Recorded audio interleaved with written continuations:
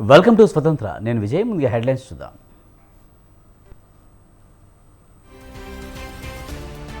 సాయంత్రం రాజకీయ పార్టీలతో సీఎం రేవంత్ కీలక భేటీ. బీజేపీ బీఆర్ఎస్లను పక్కన పెట్టిన సర్కార్.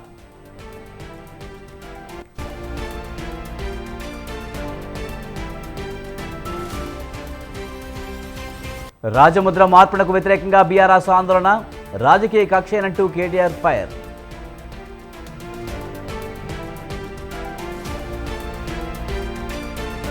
ఆదిలాబాద్ జిల్లాలో రైతుల కష్టాలు. పత్తి విత్తనాల కొరతతో ఆందోళన.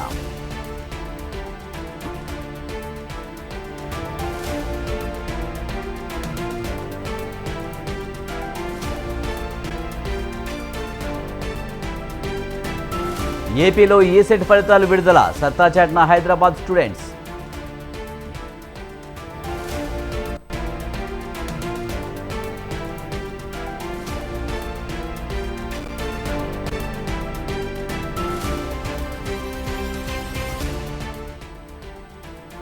కేరళను తాకిన నైరుతి రుతుపవనాలు. తిరువనంతపురంలో భారీ వర్షాలు.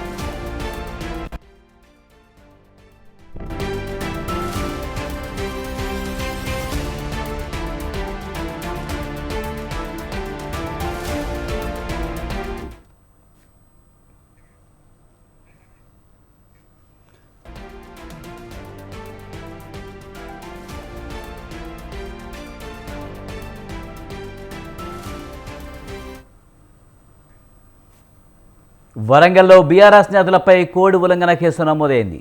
మాజీ ఎంపీ వినోద్ కుమార్, మాజీ ఎమ్మెల్యేలు నన్నపనేని, దాస్యం వినయ్, ఎమ్మెల్సీ బసవరాజు సారయ్య, పెద్ది సుదర్శన్ రెడ్డి, ఏనుగు రాకేష్ రెడ్డి, పలువురు కార్పొరేటర్లు, నాయకులపై ఇవాళ కేసు నమోదైంది. నిన్న వరంగల్లో కాకతీయ కళాతోరణం దగ్గర బీఆర్ఎస్ నేతలు నిరసన తెలిపారు. ఎన్నికల కోడ్ ఉల్లంఘించి ధర్నా చేశారంటూ వారిపై మిల్స్ కాలనీ పోలీస్ స్టేషన్లో 2 కేసులు నమోదయ్యాయి.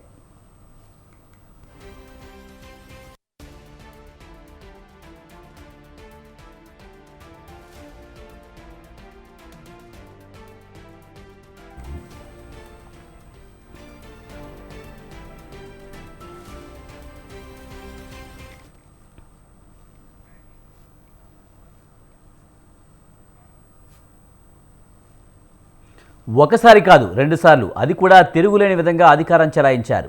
ప్రతిపక్షాలను ముప్పు తిప్పలు పెట్టారు. కానీ పవర్ కోల్పోయేసరికి డీలా పడిపోయారు. ఎక్కడెక్కడ లోపాలు ఉన్నాయో తెలుసుకుంటూ సరిదిద్దుకునే పనిలో పడ్డారు. అవును, అధికారంలో ఉన్నంత వరకు పార్టీ నిర్మాణం, కమిటీలపై అంతగా దృష్టి సారించని గులాబీ పార్టీ ఇప్పుడు మళ్ళీ వాటిపై ఫోకస్ పెడుతుంది. సంస్థాగతంగా బలంగా ఉంటేనే అధికార పార్టీని ఎదుర్కోగలమని భావిస్తుంది. అందుకే త్వరలోనే మార్పులు చేర్పులు చేయాలని భావిస్తుంది.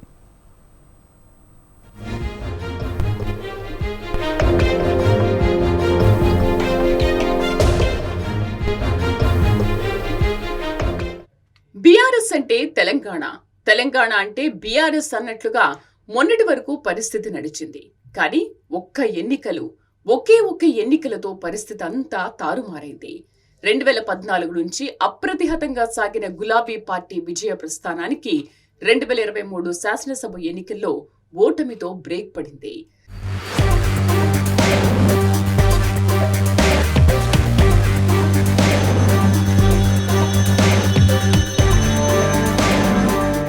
సాధారణంగా ఎన్నికలన్నాక గెలుపోటములు సహజం.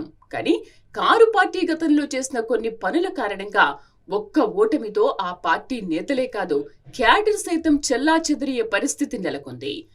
గతంలో అధికారంలో ఉన్న బీఆర్ఎస్ అధినాయకత్వం ఆపరేషన్ ఆకర్ష్ పేరుతో విపక్ష ఎమ్మెల్యేలను తమ పార్టీలో చేర్చుకోవడం మొదలుపెట్టారు. ఇప్పుడు అదే పద్ధతి ఫాలో అవుతోంది నేడు అధికారంలో ఉన్న కాంగ్రెస్ పార్టీ. దీంతో ఎమ్మెల్యే కప్పదాట్లపై విమర్శలు చేయలేక, అలాగని ఊరుకోలేక లోలోన సతమతమవుతున్న పరిస్థితి.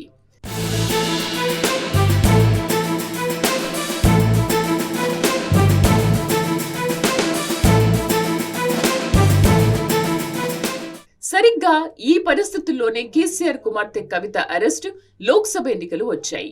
ఓవైపు కవిత అరెస్టుతో ఆత్మరక్షణలో పడిన బీఆర్ఎస్ అధినాయకత్వం సరైన నేతలు, నాయకులు పార్లమెంట్ ఎన్నికల నాటికి తమ పార్టీలో లేకపోవడంతో దిక్కుతోచని పరిస్థితిలో ఉన్న వారితోనే ముందుకెళ్లింది. ఒక్క మాటలో చెప్పాలంటే గతమెంతో ఘనమన్న పరిస్థితిని ఈ సందర్భంగా నేతలు గుర్తు తెచ్చుకున్నారన్న వ్యాఖ్యలు వినిపించాయి. అయితే లోక్సభ ఎన్నికల్లో విజయం సాధించే అవకాశాలు ఎంత అంటే ఎవరూ సరిగ్గా చెప్పలేని పరిస్థితి. ఇందుకు కారణం క్షేత్రస్థాయిలో కారు పార్టీ పరిస్థితి ఏమంత ఆశాజనకంగా లేదన్న రిపోర్ట్లు ఇప్పటికే అధినేత కేసీఆర్ కు చేరినట్లు సమాచారం. దీంతో భవిష్యత్ కార్యాచరణపై దృష్టి సారించారు గులాబీ బాస్ అన్న మాట వినిపిస్తోంది.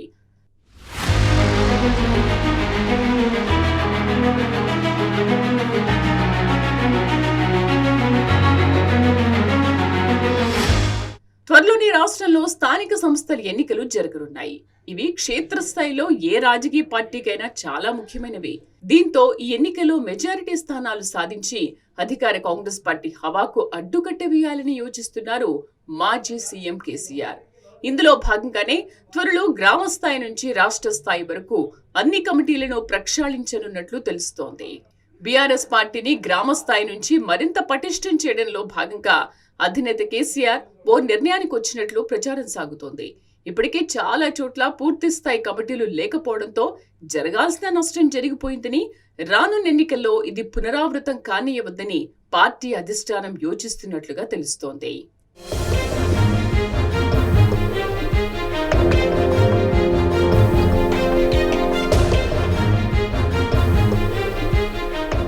పార్టీ కోసం మొదటి నుంచి కష్టపడే వారికి బాధ్యతలు అప్పగించాలన్న నిర్ణయం గట్టిగా వినిపిస్తోంది. అలాగే అనుబంధ కమిటీలను సైతం పూర్తి స్థాయిలో నియమించి క్యాడర్ను యాక్టివేట్ చేయాలని, తద్వారా రేవంత్ ప్రభుత్వం వైఫల్యాలను ఎప్పటికప్పుడు క్షేత్రస్థాయిలో ఎండగట్టడంతో పాటు ప్రజలకు ఇబ్బంది కలిగించే నిర్ణయాలను వెనక్కి తీసుకునేలా ప్రభుత్వంపై ఒత్తిడి చేయాలని భావిస్తున్నారు. ఈ నేపథ్యంలోనే పాత కమిటీలను పూర్తిగా రద్దు చేయాలని, త్వరలోనే ఈ మేరకు నిర్ణయం తీసుకునే అవకాశాలున్నాయన్న ప్రచారం బీఆర్ఎస్ వర్గాల్లో జోరుగా వినిపిస్తోంది. అదే సమయంలో జిల్లాలు, మండలాలు, గ్రామాల వారీగా బలమైన నేతలు ఎవరెవరు ఉన్నారు అన్న దానిపై గులాబీ బాస్ రిపోర్ట్లు తెప్పించుకునే పనిలో ఉన్నట్లుగా సమాచారం.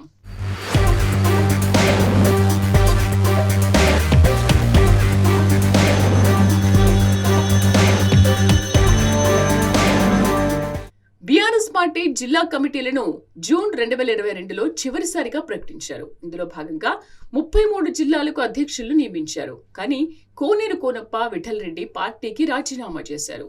దీంతో కొమ్రం భీం, ఆసిఫాబాద్, నిర్మల్ జిల్లా బీఆర్ఎస్ అధ్యక్ష పదవులు ఖాళీగా ఉన్నాయి. అంతేకాదు ఆయా జిల్లాల్లో పూర్తి స్థాయి కమిటీలను సైతం నియమించలేదు. పైగా అధ్యక్ష బాధ్యతలు నిర్వహిస్తున్న వారిలో ఏకంగా 19 మంది ఎమ్మెల్యేలు సైతం ఉన్నారు. దీంతో తమకు అవకాశం రాలేదని పార్టీలో మొదటి నుంచి కష్టపడి పనిచేస్తున్న నేతలు భావించారు. కొందరు ఉద్యమకారులు పార్టీలో జరుగుతున్న పరిణామాలను, జరుగుతున్న అన్యాయాలను సహించలేక ఇతర పార్టీలకు వెళ్లిపోయారు. గులాబీ పార్టీకి వ్యతిరేకంగా పనిచేశారు. దీంతో మొన్నటి అసెంబ్లీ ఎన్నికల్లో బీఆర్ఎస్ ఓటమికి ఇది కూడా ఒక కారణమని అధినేత అంచనాకొచ్చారు.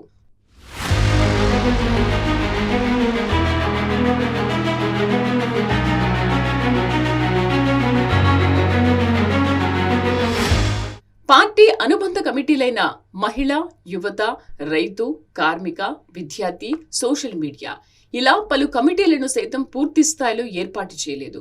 ఫలితంగా అధికారంలోకి వచ్చి ఏళ్లు గడిచినా తమకు మాత్రం ప్రాధాన్యం దక్కలేదన్న అసంతృప్తి ఆయా వర్గాల్లో ఉంది. ఇదంతా కలిసి పార్టీకి పెద్ద ఎత్తున డ్యామేజ్ చేసిందని ఆలోచిస్తున్నారు. ఇక కొన్ని చోట్ల మండల, గ్రామస్థాయి అధ్యక్షులు నియమించినా సభ్యులను నియమించకపోవడం కూడా మైనస్ గా భావిస్తున్నారు. వాస్తవానికి 6 ఏళ్ల క్రితం బీఆర్ఎస్ పార్టీ రాష్ట్ర కమిటీని 69 మంది సభ్యులతో ప్రకటించింది. ఆ కమిటీలో ఉన్న వారిలో పలువురు పార్టీ మారారు. అయినా సరే కొత్త వారిని ఇందులోకి తీసుకోలేదు అధిష్టానం.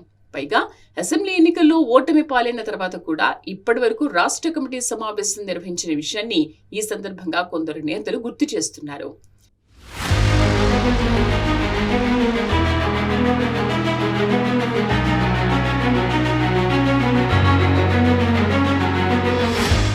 ఇలా 1-2 కాదు, కర్ణుని చావుకు 1,00,000 కారణాలన్నట్లుగా బీఆర్ఎస్ ఓటమికి ఎన్నో దోహదం చేశాయి. అయితే మొదట్లోనే ఈ విషయాల్లో మేలుకొని గులాబీ పార్టీ ఇప్పుడు పార్టీ సంస్థాగత నిర్మాణంపై పూర్తి స్థాయిలో దృష్టి పెట్టిందన్న విమర్శలు సైతం ఉన్నాయి.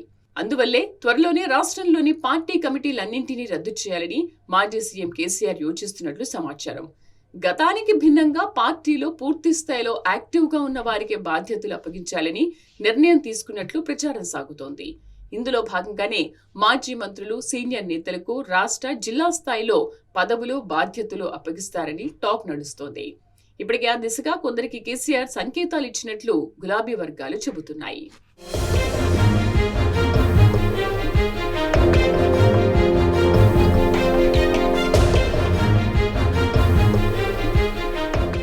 ఇక అన్నింటికంటే ముఖ్యంగా ఉద్యమ పార్టీగా గుర్తింపు పొందిన బీఆర్ఎస్ లో ఉద్యమకారులకే తగిన గుర్తింపు లేదన్న మాట గత కొంతకాలంగా ఎక్కువగా వినిపిస్తోంది.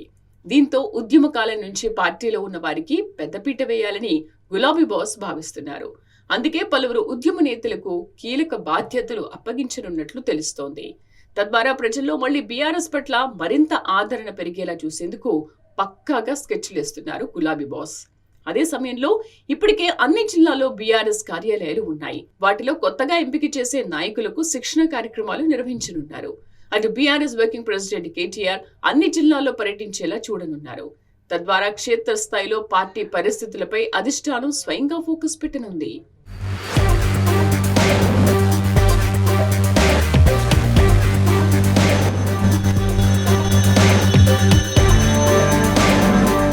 త్వరలోనే రాష్ట్ర, జిల్లా, మండల, గ్రామస్థాయి కమిటీలను పూర్తి స్థాయిలో ఏర్పాటు చేసి స్థానిక సంస్థల ఎన్నికల్లో హోరాహోరీగా పోరాడాలని భావిస్తోంది బీఆర్ఎస్.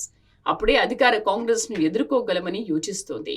మరి గులాబీ బాస్ వ్యూహాలు ఎంత మేరకు వర్కౌట్ అవుతాయి అన్నది త్వరలోనే తేలనుంది.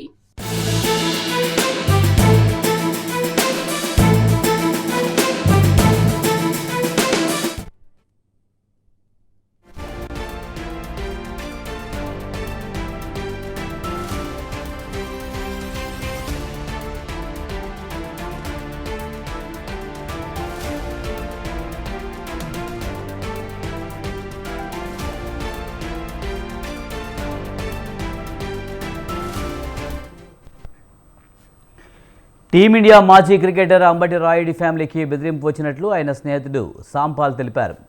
ఆయన భార్య, బిడ్డలను అత్యాచారం చేసి హతమారుస్తామని బెదిరిస్తున్నారని, అసభ్య పదజాలంతో దూషణలు చేస్తున్నారని చెప్పారు. అంబటి కుటుంబం తీవ్ర భయాందోళనకు గురవుతుందని, బెదిరింపులకు పాల్పడిన వారిపై కఠిన చర్యలు తీసుకోవాలని పోలీసులు కోరారు.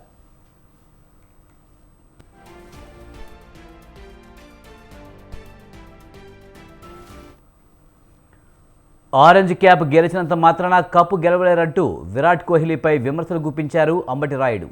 ఈ కామెంట్స్పై తీవ్ర స్థాయిలో మండిపడ్డ విరాట్ అభిమానులు రాయుడు కుటుంబాన్ని టార్గెట్ చేస్తూ బెదిరింపులకు పాల్పడినట్లు తెలుస్తోంది. ఈ క్రమంలోనే రాయుడు భార్య, పిల్లలపై లైంగిక దాడి చేసి చంపేస్తామని బెదిరిస్తున్నారని అంబటి స్నేహితుడు తెలిపారు. ప్రతి వ్యక్తికి రాజ్యాంగం కొన్ని హక్కులు కల్పిస్తుంది. వాటిని కొంతమంది కాలరాస్తున్నారు. ఈ విషయంపై పోలీసులు న్యాయ వ్యవస్థ కలగజేసుకుని వారిని కఠినంగా శిక్షించాలని చెప్పుకొచ్చారు.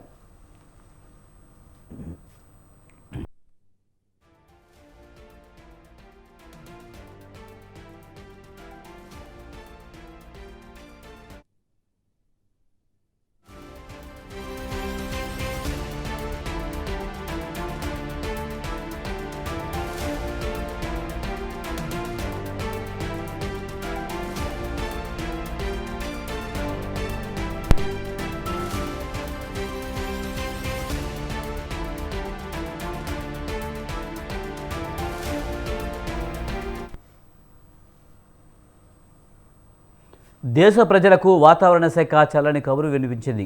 నైరుతి రుతుపవనాలు దేశ ప్రధాన భూభాగంలోకి ప్రవేశించినట్టు తెలిపింది. ఇవి కేరళను తాకాయని ఐఎండీ అధికారికంగా వెల్లడించింది. లక్షద్వీప్, కేరళలోని కొన్ని ప్రాంతాలకు రుతుపవనాలు విస్తరించేందుకు పరిస్థితులు అనుకూలంగా ఉన్నాయని ఇప్పటికే వాతావరణ శాఖ అంచనా వేసింది. రాబోయే 3 లేదా 4 రోజుల్లో రుతుపవనాలు ఏపీలోకి ప్రవేశించే అవకాశం ఉందని తెలిపింది. గత కొన్ని రోజులుగా పలు రాష్ట్రాల్లో రికార్డు స్థాయిలో ఉష్ణోగ్రతలు నమోదవుతున్న వేళ ఈ కబురు ప్రజలకు ఊరట కల్పించినట్లయింది.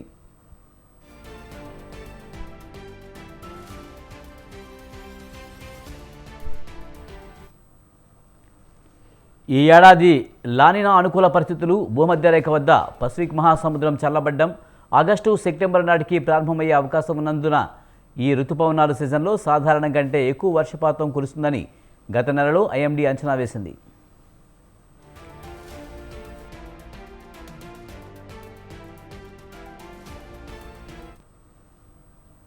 వాయవ్య, తూర్పు, ఈశాన్య రాష్ట్రాల్లోని కొన్ని ప్రాంతాలు మినహా దేశంలోని చాలా ప్రాంతాల్లో సాధారణం కంటే ఎక్కువ వర్షపాతం నమోదయ్యే అవకాశం ఉందని పేర్కొంది. 1951 నుంచి 2023 వరకు ఎల్నినో తర్వాత లానినా వచ్చిన సందర్భాల్లో భారత్లో 9 సార్లు మంచి వర్షాలు కురిశాయని తెలిపింది. అందుకు అనుగుణంగానే ఈ ఏడాది రుతుపవనాల కదలిక ఉందని వివరించింది.